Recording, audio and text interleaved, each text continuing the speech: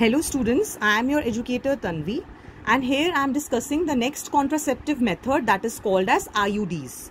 That stands for intrauterine devices. So from the term itself we can see intra means inside and uterine means uterus. So these devices are inserted inside the uterus. So in the female, such devices are inserted through the vagina in the uterus of the females. Yes. So these can be of three types: non-medicated IUDs, medicated IUDs and hormone releasing IUDs. So non-medicated means they are not containing any substance which act as a medication like Lippes loop. Then medicated IUDs, it consists of copper ions called as copper T, copper 7 and multi-load 375.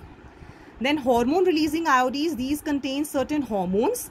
Example is Progesta-Cert. So certain hormones like progesterone and estrogen. The main principle how these devices act is it can either increase the phagocytosis of sperms, means it will initiate the killing of sperms even if it enters within the uterus.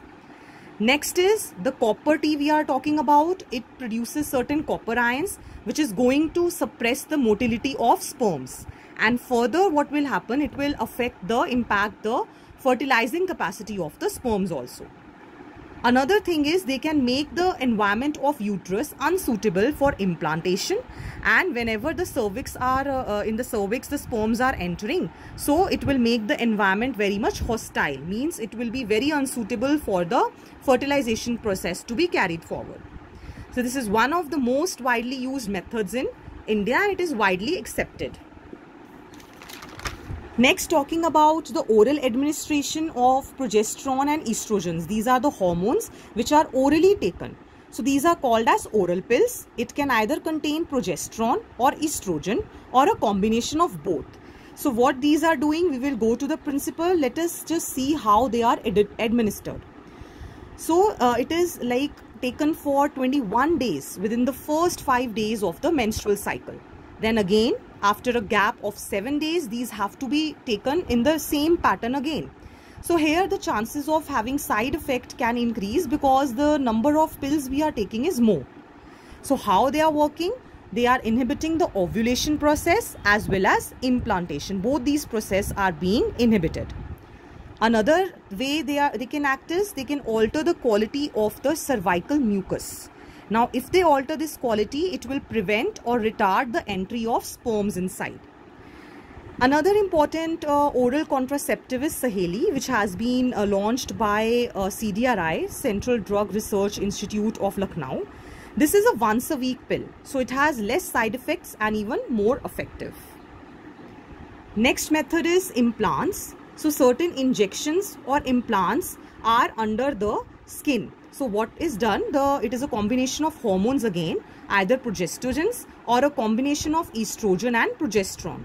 So in females, these are inserted as implants under the skin, or certain injections can be taken in low amount. So this administration has to be done within 72 hours of copulation or coitus. If this time period is not followed, then it cannot help in preventing the pregnancy. So this time period has to be taken care of. And once the implant has been inserted, it can work well for 2 to 3 years. Next is surgical methods, which is also called as sterilization. Now here you can say it is a terminal method to prevent more pregnancies.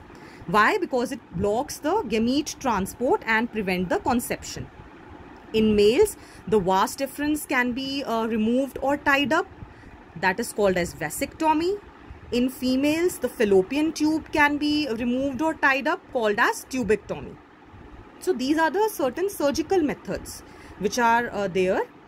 And we are saying that the reversibility is poor, means it is acting as a terminal method to avoid the pregnancies, because here the tubes are being cut and tied up.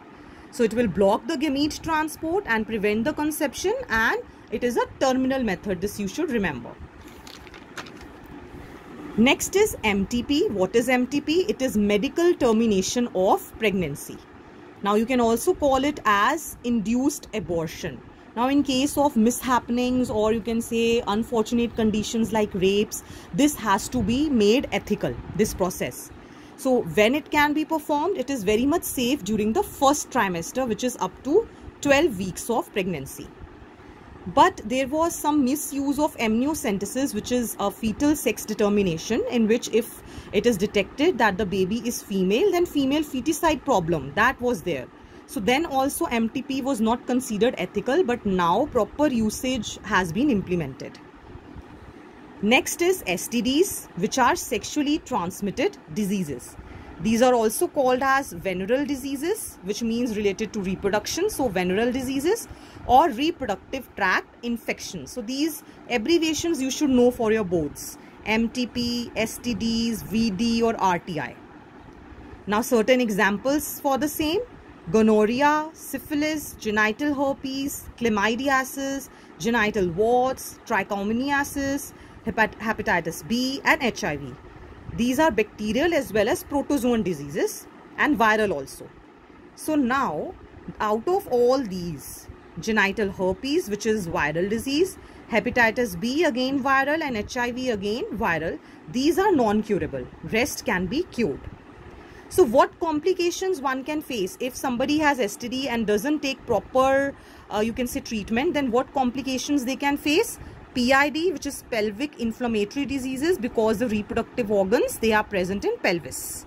Stillbirths means the birth of a child, the child will be dead, born dead. Ectopic pregnancies means the fertilization is somehow or implantation is somehow happening outside the uterus. So then the baby will not be able to form. And in some cases it can lead to infertility also. Means the couple is not able to conceive and have a child. So now let us see how the infertility has been treated with the advanced medical technologies. These technologies are referred to as ART, assisted reproductive technologies.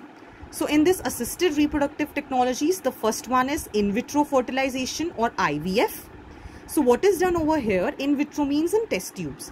So the ovum and the sperm, the gametes, they are taken in the test tube to form a test tube baby. And then the embryo, ET, after IVF, what is done? ET is done, means embryo transfer has to be done. Okay, so the zygote will be formed in simulated conditions, and when it will form the embryo, then it is going to be transferred into the female body. Now let us see how it can happen. It can happen by two methods. One is ZIFT. It is zygote intrafallopian transfer. Means if the embryo is up to 8 blastomeres, this stage is there, then this zygote is only transplanted into the fallopian tube.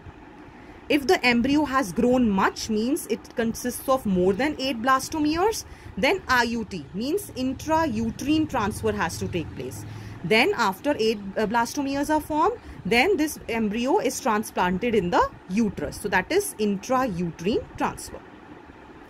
Another thing can be done is that the embryos which are formed, these are formed by in vivo fertilization. Means within the female body the fusion is happening. Okay, that can also be the case of in vivo fertilization.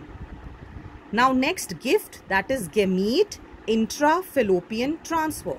So here what is done, actually the gametes are transferred in the fallopian tube. So it can be transfer of ovum from the collected from the donor into the fallopian tube of recipient. Sometimes what is there, the fusion is not happening, so this process can be taken care of. Then comes ICSI, which is intracytoplasmic sperm injection, in which the sperm is directly injected in the cytoplasm of ova. Lastly, it is artificial insemination or AI.